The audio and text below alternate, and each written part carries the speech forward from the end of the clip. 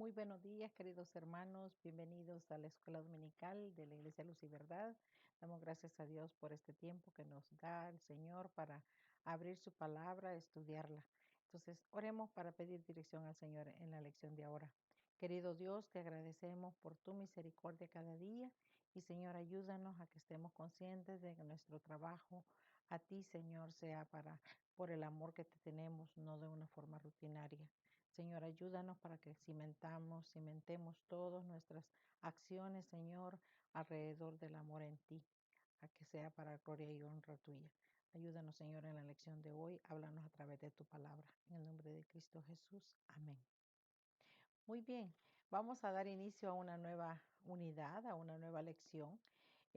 Vamos a empezar unos nuevos temas y el tema de esta unidad es la iglesia que Dios desea. Cuando hablamos de que la iglesia es fuerte, una iglesia es fuerte en la comunidad, eso depende de que en la medida que los creyentes que la forman, que la componen, sean fuertes.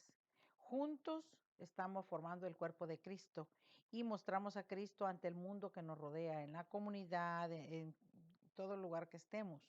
Cuando aplicamos los mensajes de Jesús a las iglesias de Apocalipsis en el capítulo 2 y 3, que ahí se mencionan las 7 iglesias del Apocalipsis, si las aplicamos a nuestras iglesias y presentamos a una imagen clara de aquel a quien amamos y servimos. Entonces, la iglesia que Dios desea es una iglesia que sea caracterizada por el amor, una iglesia que esté firme ante las dificultades, una iglesia inflexible con la verdad, firme en la pureza, vigilante contra la complacencia, fiel en todas las cosas y suficiente solamente en Cristo.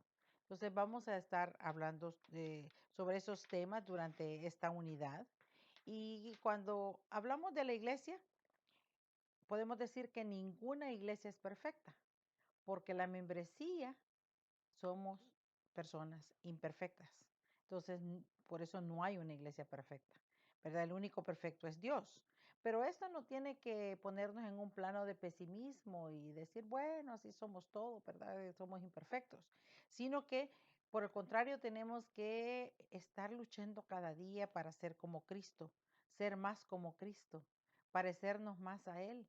Entonces, que eso nos anime a que nuestra manera de vivir sea para la alabanza de su gloria, como dice su palabra, que tratemos de imitar al Señor, ¿verdad? Que tratemos de alcanzar, ¿verdad? De ser como Cristo. Es necesario que la iglesia siempre evalúe su ministerio, evalúe su misión y su testimonio. Eh, a veces estamos celebrando toda la manera en que servimos, en la que hacemos actividades, en la que la iglesia se dedica al servicio al Señor y a su reino. Celebramos todo eso, pero también es necesario identificar aquellas áreas en las que hemos perdido el enfoque y a donde nos hemos desviado del curso. O sea que es bueno que la iglesia evaluemos qué es lo que estamos haciendo y si estamos en el enfoque correcto. En el libro de Apocalipsis vamos a ver el mensaje que Jesús da. Juan escribió esto, ¿verdad? Mandó cartas reveladas por Jesús por medio de su ángel a 7 iglesias. Cada una era distinta de las otras. Esto no es ninguna coincidencia porque para cada una de sus cartas nos provee una manera ideal para evaluar el estado de nuestra iglesia y también cómo estamos nosotros en particular como miembros de la iglesia ante Dios. O sea que cada iglesia tiene una característica. Entonces podemos aplicarla a la iglesia como también aplicarla a la vida personal. Ahora, el interés de esta unidad es para que podamos ayudarnos a mantener iglesias fuertes en la comunidad, como también miembros fuertes en sus iglesias. Entonces, es bueno que el estudio de su palabra nos ayude a ser creyentes fuertes, ¿verdad? Que estamos apoyando a la iglesia. Juntos somos el cuerpo de Cristo. La iglesia está formada por todos los miembros que han creído en el Señor Jesús. Entonces, la iglesia local, nuestra iglesia Luz y Verdad, está formada por la membresía de todos los hijos de Dios que somos parte de la iglesia. Entonces, también tenemos que aplicar lo de los capítulos 2 y 3 de Apocalipsis, aplicarlo a nuestra iglesia como a nuestra situación personal, porque eso nos vamos a tener una imagen clara ante Él ¿verdad? Y quien nos ama y a quien nosotros servimos, o sea que a quien servimos es al Señor. En, en la lección de hoy, a veces podemos decir, bueno, pero si la salvación es por gracia, ¿por qué también se habla de las obras, de lo que tenemos que hacer?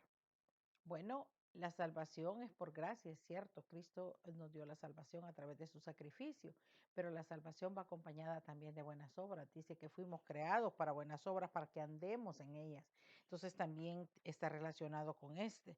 Ahora, aquí en lo que en lo que vamos a estudiar ahora, vamos a ver cómo Jesús reconoce las obras que la iglesia estaba haciendo y era de admirar cómo esa iglesia estaba dedicada a servirle mucho en diferentes áreas al Señor.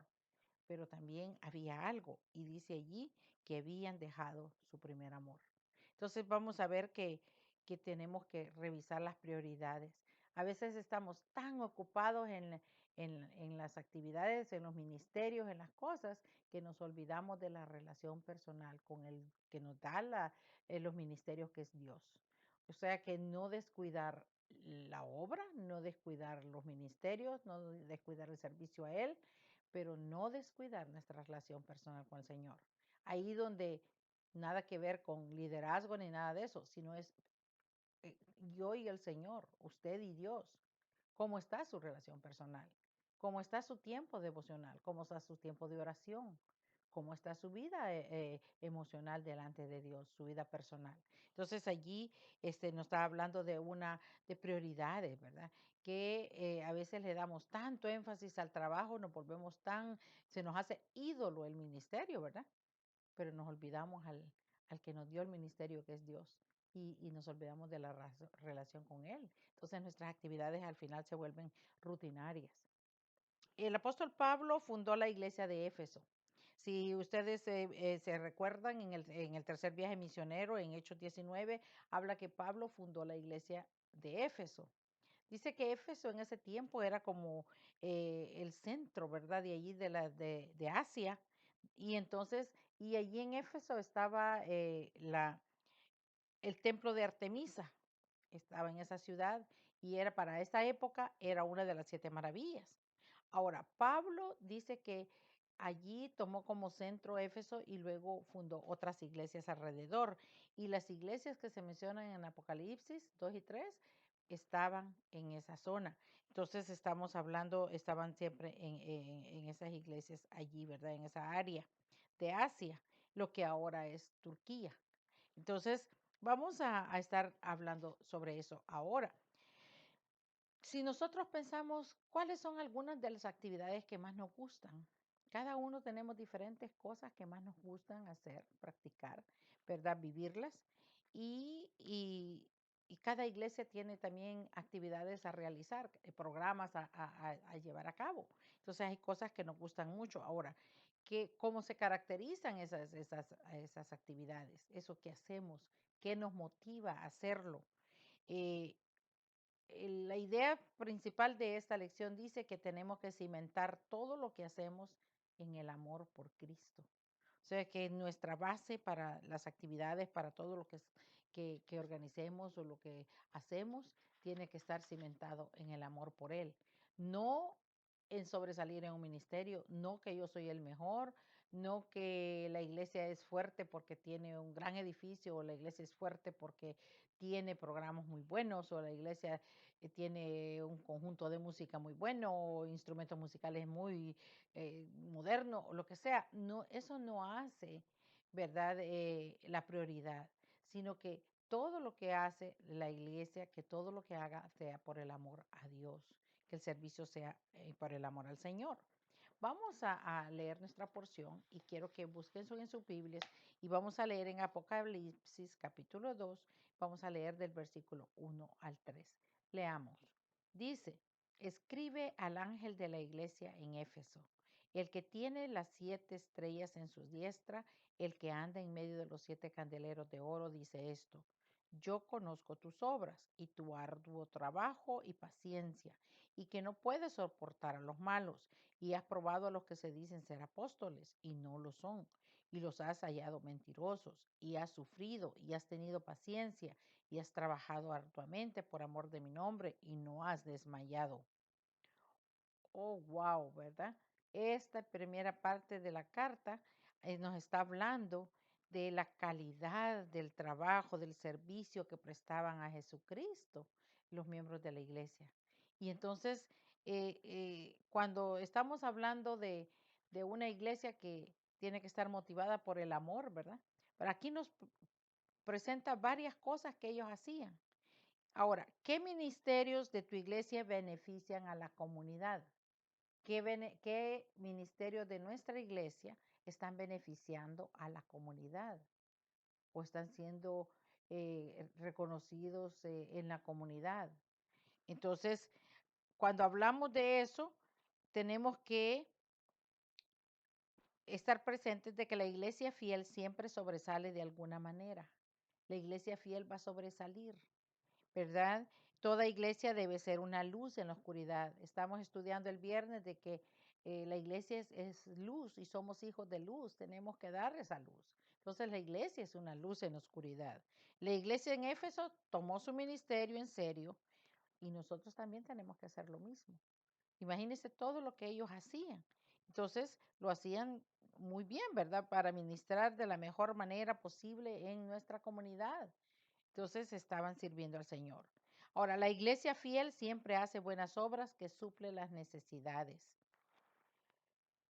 Jesús les estaba alabando por su arduo trabajo y paciencia, ¿verdad? Estaba viendo el carácter de sus obras.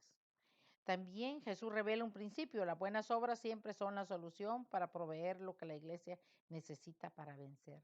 O sea que Jesús está alabando esas obras. La iglesia fiel hace buenas obras que testifican del obrador. Jesús revela la dedicación de verdad de estos hermanos. Y cuando tomamos su sufrimiento, su paciencia, a su arduo trabajo y los esfuerzos para no desmayar, eso nos muestra que los efesios pagaron un gran precio para ofrecerle a Dios obras que fueran dignas de Él. Entonces, toda iglesia debe ser reconocida, ¿verdad? No solo porque predique el Evangelio de Cristo, sino también porque ataca con toda su fuerza las obras destructivas del maligno. Entonces, cuando vamos estudiando versículo por versículo, vemos allí que aquí es evidente que se desarrolla un mensaje que, a pesar de ser distinto, se presenta de manera similar a cada iglesia. Por ejemplo, la carta se dirige al ángel de la iglesia en Éfeso, ¿verdad? En el versículo, la primera parte del versículo 1. En Apocalipsis 1:20, Juan habla del misterio de las 7 estrellas en su diestra, identificándolas como los ángeles de las 7 iglesias.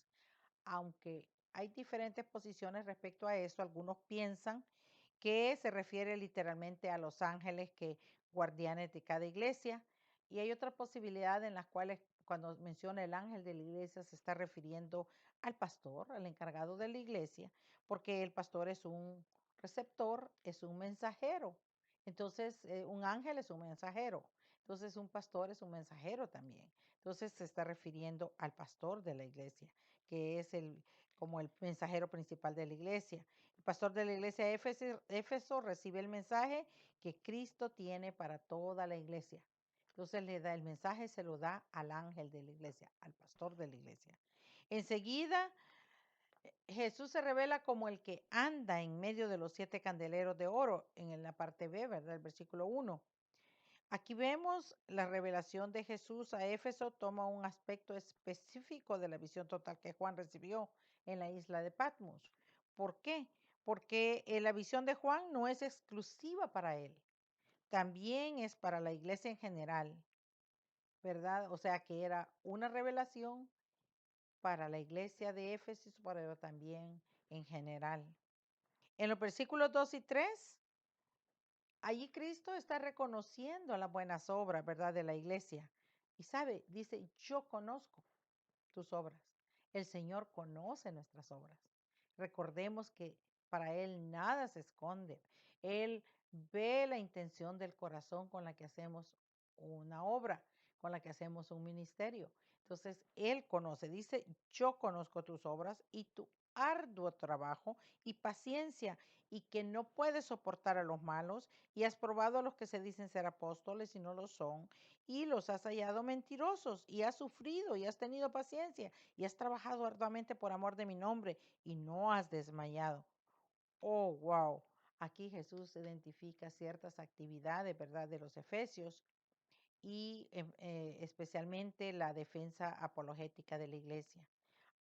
La iglesia primitiva confiaba en que Dios mismo indicaba quién era aprobado y quién no lo era. Y dice que, bueno, si mencionamos que Pablo afirma que la aprobación fiel siempre será manifiesta bajo la prueba. Y la iglesia estaba probando a los que eran apóstoles o no eran, y habían encontrado algunos que eran falsos, ¿verdad? Un supuestos apóstoles y los habían hallado falsos. La iglesia se había comprometido a realizar un proceso de investigación y con una buena razón, ¿verdad? De estudiar. Dice que la iglesia imitó a la iglesia en Berea, evaluando las enseñanzas de estos supuestos apóstoles. Dice que cuando oían las enseñanzas, ellos se iban a sus casas y escudriñaban y estudiaban. No solo se quedaban con lo que les habían dicho en el púlpito, ¿verdad? Sino que ellos se iban a su casa y seguían investigando para ver si era verdadero, si era palabra de Dios, escudriñando las escrituras para asegurar que sus enseñanzas estaban de acuerdo con la sana doctrina. Eso la iglesia de Berea lo hizo en Hechos 17:11. Entonces, ellos estaban imitando a los hermanos y porque también estaban evaluando, ¿verdad? Quiénes eran verdaderos apóstoles y quiénes no. Jesucristo identifica a estos falsos apóstoles como malos. ¿Por qué? Porque es una característica moral de que alguien que finge ser cristiano y no lo es el maligno que le está llevando a engañar, ¿verdad? Están equivocados doctrinalmente, pero también están, dicen malos porque están siguiendo las chanzas del mal. Brotaba de ellos el pecado y la maldad. Entonces, por eso habla de malos. Jesús los alaba a los efesios por su arduo trabajo y por la paciencia que habían demostrado. Y imagínense, en medio de la situación, cuando la iglesia primitiva comenzó, era difícil ser cristiano, porque había persecución directa, ¿verdad? Había sufrimiento, cárcel y hasta la muerte. En los otros versículos vamos a ver que tenemos que estar motivados por el amor a Cristo en todo lo que hacemos. No solo basta hacer las cosas, ¿verdad? No solo basta servir al Señor, sino que nos tiene que motivar el amor por Él, lo que hacemos. Vamos a seguir leyendo en Apocalipsis 2, capítulo 2, versículos 4 al 6. Pero tengo contra ti que has dejado tu primer amor. Recuerda, pues, por tanto, de dónde has caído y arrepiéntete y haz las primeras obras, pues si no, vendré pronto a ti, quitaré tu candelero de su lugar si no te hubieres arrepentido. Pero tienes esto, que aborreces las obras de los nicolaitas, las cuales yo también aborrezco. ¿Cuántas veces nos hemos envuelto en algo tan interesante que perdemos la noción del tiempo? Muchas veces, ¿verdad? Tenemos algo a hacer que hasta perdemos la noción. Si estamos tan interesados en eso, hasta perdemos la noción del tiempo. Pero aquí en estos versículos vamos a aprender algo y es de que recordemos que no podemos priorizar algo sin tener que poner otras cosas en segundo lugar. Cuando priorizamos, bueno, algo va a ir en primer lugar y algo va a ir en segundo lugar y algo en tercer lugar. O sea que al priorizar se toman decisiones de que qué es lo que va a ser primero. También recordemos que hay una diferencia entre hacer y amar. Alguien puede decir te amo, pero no hacer nada para mostrar que ama. Entonces hay diferencia entre hacer y amar. O sea que vamos a estudiarlo en estos versículos. Recordemos que al priorizar los aspectos de nuestra vida, algunas cosas pueden caer en el olvido. Las primeras obras nos pueden olvidar. Nos volvemos rutinarios y se nos olvidan las primeras obras y después ya no estamos actuando de acuerdo a lo que Dios quiere, ya no es amor sincero.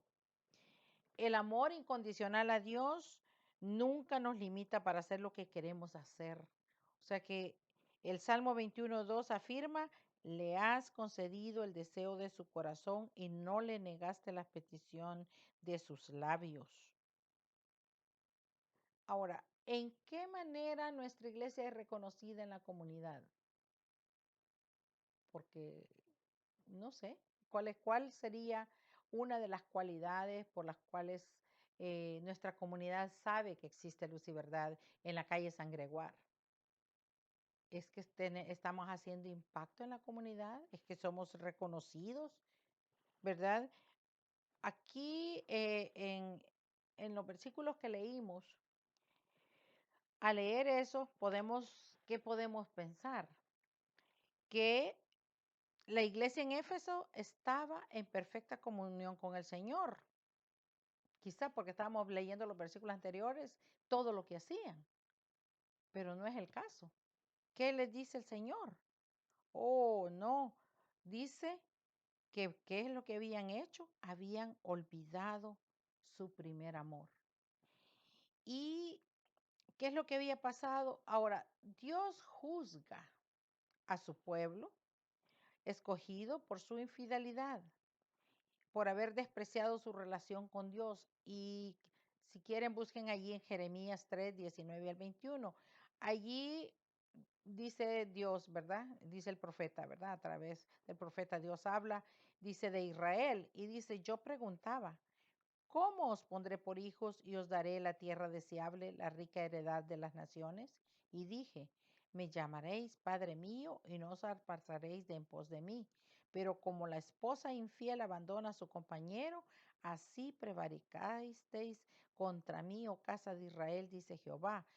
Voz fue oída sobre las alturas, llanto de los ruegos de los hijos de Israel, porque han torcido su camino, de Jehová su Dios se han olvidado. Aquí está hablando Dios a Israel. Ahora aquí en lo que estamos viendo de Apocalipsis, Jesús está hablando a Éfeso. La iglesia de Éfeso estaba cometiendo el mismo pecado. Dice que el Señor le señala, has dejado tu primer amor, en el versículo 4. Ahora, esto no quiere decir que las obras que estaban haciendo, que los ministerios que estaban haciendo pierden valor. No, las obras eran muy valiosas y él los felicita, Jesús los felicita por esas obras, ¿verdad? El problema es que Dios quiere ser el primero en nuestra vida. A él no le gusta el segundo lugar. Él quiere ser el primero, ¿verdad? Y no acepta un segundo lugar. Cuando al decir primer amor les está recordando que su prioridad se ha pervertido. No importaba cuánto hacían por él, según esos versículos del 1 al 3, ¿verdad? No importaba cuántos habían sufrido y la paciencia y el arduo trabajo, pero que era más importante mantener su afecto y su relación con él sobre todas las cosas, que habían descuidado de eso. Cuando hablamos de esta condición triste, ¿verdad? En que se encuentra la iglesia, uno puede decir, pero ¿qué pasó? Él los amonesta, pero los amonesta y Jesús les dice, recuerda, por tanto, de dónde has caído. Me llama la atención este versículo porque nos está hablando de que es cierto que a veces estamos como celebrando todo lo bueno que hemos hecho, lo que hicimos en el pasado y estamos como en las glorias pasadas y hoy ya no estamos quizás haciendo mucho. Y quizá olvidamos, ¿verdad? Las primeras obras, como decía ahí, olvidamos el amor al Señor porque estamos nada más gloriándonos de lo que hicimos o lo que estamos haciendo. Y aquí habla que hay una segunda oportunidad. El Señor siempre nos da una segunda oportunidad en su amor. Y Él dice, recuerda de dónde has caído. O sea que nos pide a que nos evaluemos y veamos en qué áreas de nuestra vida nosotros estamos fallando con nuestra relación con el Señor. Entonces dice, recuerda dónde has caído en el versículo 5, ¿verdad? En la primera parte. Saben que la Biblia nos hace en muchas porciones, nos exhorta a recordar las bendiciones recibidas de Dios, a no olvidar sus misericordias, a no olvidar sus bondades, a no olvidar sus milagros, a no olvidar la grandeza de Él en nuestra vida, en la vida de la iglesia, en la vida de la familia, a no olvidarnos de todo eso, ¿verdad? Para mantener nuestra fidelidad. Porque si olvidamos, empezamos a ser infieles, porque como que si se nos hace una rutina. En Juan 3:19 nos recuerda, dice, nosotros le amamos a Él. ¿Por qué? Porque Él nos amó primero, ¿verdad? Tenemos que recordar que Jesús ha hecho por nosotros. Él nos amó primero, Él murió por nosotros, Él nos escogió, Él nos salvó. Segundo, también tenemos que recordar la bondad de Dios hacia nosotros y también reconocer que hemos pecado y necesitamos arrepentirnos. Dice, arrepiéntete y haz las primeras obras. ¿Qué es el arrepentimiento? No es un remordimiento, como decir, ay, sí, yo me siento mal porque me he descuidado, yo ya no hablo con el Señor, ya no oro, ya no leo su palabra, bueno, y últimamente ya ni me congrego, ¿verdad? Entonces estamos allí como con un remordimiento, pero habla allí de que el arrepentimiento es hacer un giro hacia el lugar opuesto. Tenemos que cambiar de rumbo en el que andábamos y cambiar y buscar otra dirección. Jesús les está hablando de un cambio radical, ¿verdad? Completo, no gradual o por etapas, sino que quiere que nos evaluemos y que nos arrepintamos. Y dice allí, el fiel regresa a las primeras obras. Nunca es tarde. Las obras que tienen a Jesús como su primer amor. O sea que tenemos que recordar, hay otra oportunidad para poder volver al primer amor. El problema aquí es serio. Jesús les advierte. ¿Qué dice? Pues si no, vendré pronto a ti y que quitaré tu candelero de su lugar si no te hubieras arrepentido. Ahora, aquí los candeleros de oro representan a las iglesias. No está hablando de perder la salvación, porque algunas personas toman esto como que va a perder la salvación, ¿verdad? No. El candelero representa a la iglesia. Y sabes, si los miembros, la membresía de una iglesia, no le dan la prioridad al Señor, sino que están más preocupados por la fama, por el renombre, por las cosas materiales, o sea, otras motivaciones, no el amor a Dios. ¿Qué es lo que puede pasar? Aunque por un tiempo fueron iglesias muy fuertes y muy famosas y muy grandes y pueden hasta desaparecer. ¿Y sabe qué sucedió? ¿Qué ha pasado en Turquía? Si nosotros buscamos a las 7 iglesias allá, no las encontramos. O sea, si se pierde el primer amor y si no se sirve al Señor por el amor a Él, o sea, cimentando nuestro servicio a Él en el amor por Jesús, dice que puede quitar el candelero, puede quitar aún a la iglesia, porque el candelero de oro representa a las iglesias. O sea que la historia de la iglesia a través de todos estos 2000 años, han habido iglesias muy fuertes, muy grandes, pero si no se cuidan, si desperdician, ¿verdad? Se desperdiciaron su relación con Cristo, terminaron en el olvido, terminaron quizás como escombros, ¿verdad? O vendiéndolas por $1 porque ya no las podían ni siquiera pagar la luz, ni el agua, ni cuidarlas. Entonces puede caer en el olvido. O sea que aquí nos habla que tenemos que ser fieles, no de perder la salvación, porque no está hablando de eso, ¿verdad? Sino que nos cuidemos, que cuidemos el servicio al Señor para que la iglesia sea fuerte, pero en el amor a Dios, para que nuestra relación no cambie. Cuando una iglesia local abandona su primer amor, que tiene que ser Cristo Jesús, entonces pierde su misión y su lugar en el plan soberano de Dios. Porque Dios ha fundado la iglesia para alabanza de su gloria, de Dios, no de la nuestra. No es para tener el programa más famoso o los predicadores más famosos. No es ese el objetivo de las iglesias. La iglesia de Cristo la fundó para la gloria de Él, para dar alabanza de su gloria, no de su honra, ¿verdad? De Dios, de Jesús, no para alabanza de las personas que, que están quizá ya como, ahora como hay como ministerios que es como el líder, es el más importante, no es Cristo, ¿verdad? Entonces, está hablando aquí de que cuidemos, porque dice que puede quitarnos el candelero de su lugar. Pero tienes esto, dice Jesús, menciona algo, las que tiene, que aborrece las obras de los nicolaitas, las cuales yo también aborrezco en el versículo 6. ¿Qué eran los nicolaitas? Era un grupo hereje que malinterpretaba el evangelio para promover el libertinaje moral. Y Cristo rechazaba esa falsa enseñanza y la iglesia de Éfeso también la rechazaba. Entonces, qué bueno, ¿verdad? Que tenían una doctrina bien sólida.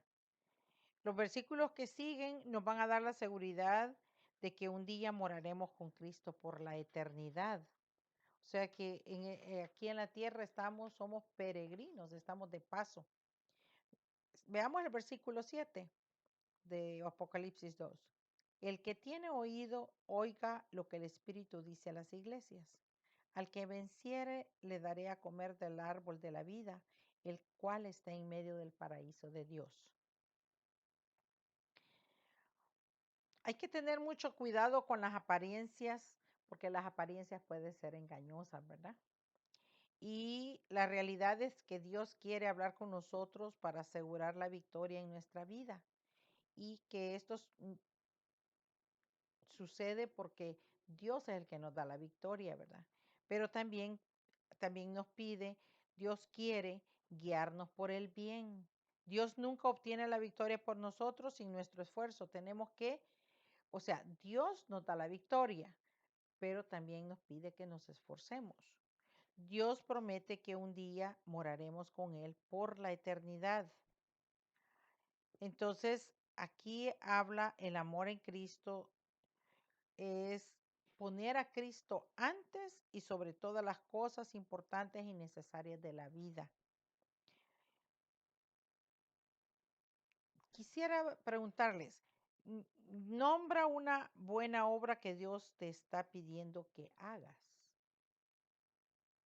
Pensemos en alguna buena obra que Dios nos está pidiendo que hagamos. Es que estamos planeando obedecerle a Dios y hacerla o nos hacemos los desentendidos. Tenemos que mostrar con acciones específicas el amor que le tenemos a Dios. Si amamos a Dios, dice que por sus frutos los conoceréis, ¿verdad? Entonces tenemos que, por el amor a Dios, mostrarlo a través de lo que hacemos. Aquí, en el último versículo, en el versículo 7, dice que casi todo, o sea, las siete cartas a las iglesias terminan de esta manera, que dice el que tiene oído, oiga lo que el Espíritu dice a las iglesias. Pero la segunda frase en las demás dice diferentes cosas. Pero aquí está hablando en plural, ¿verdad? La iglesia es en plural. Dice que todas estas cartas está hablando a todas las iglesias, está hablando en general y nos está hablando a nosotros también. Se refirió aquí a las 7 iglesias porque estaba refiriéndose a la totalidad de la iglesia de Cristo, o sea, la iglesia universal. Está hablando de la iglesia de ayer como la iglesia de hoy, como la iglesia también del futuro. Entonces, cuando se refiere al oído, el que tiene oído, la Biblia le da énfasis a eso, porque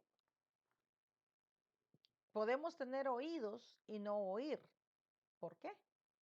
Porque podemos hacer oídos sordos, ¿verdad? Darnos de desentendidos, como que no escuchamos.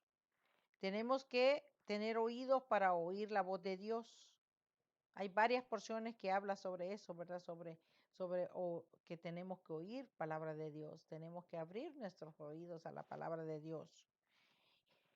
Y en Isaías 6, 9 y 10 dice que el mundo está caracterizado porque se caracteriza al mundo hundido en pecado y Jesús declara así. De manera que se cumple en ellos la profecía de Isaías que dijo, de oído oiréis y no entenderéis, y viendo veréis y no percibiréis, porque el corazón de este pueblo se ha engrosado y con los oídos oyen pesadamente y han cerrado sus ojos para que no vean con los ojos y oigan con los oídos y con el corazón entiendan y se conviertan y yo los sane.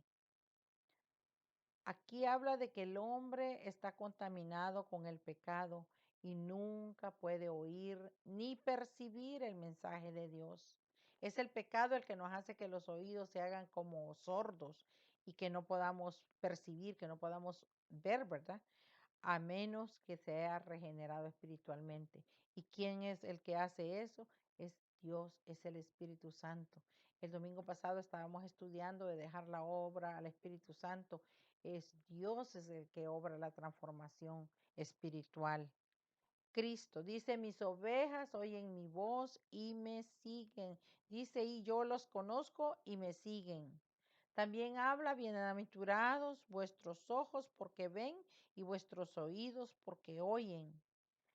Y habla aquí, claramente no está hablando los inconversos, ¿verdad? Está hablando los cristianos, porque está hablando de sus ovejas, porque dice que los seguidores son los que tienen la capacidad de oír la advertencia del Señor y de hacer los ajustes necesarios mientras haya oportunidad para hacerlo. Somos los hijos de Dios los que podemos hacer esos cambios, porque los incrédulos dice que ya están muertos en sus delitos y pecados, están allí y ellos están cómodos porque no están convencidos de pecado y no están buscando arrepentirse. Pero cuando el Espíritu Santo toca y esa persona reconoce y se arrepiente, entonces hay una transformación y hay que hacer ajustes en la vida.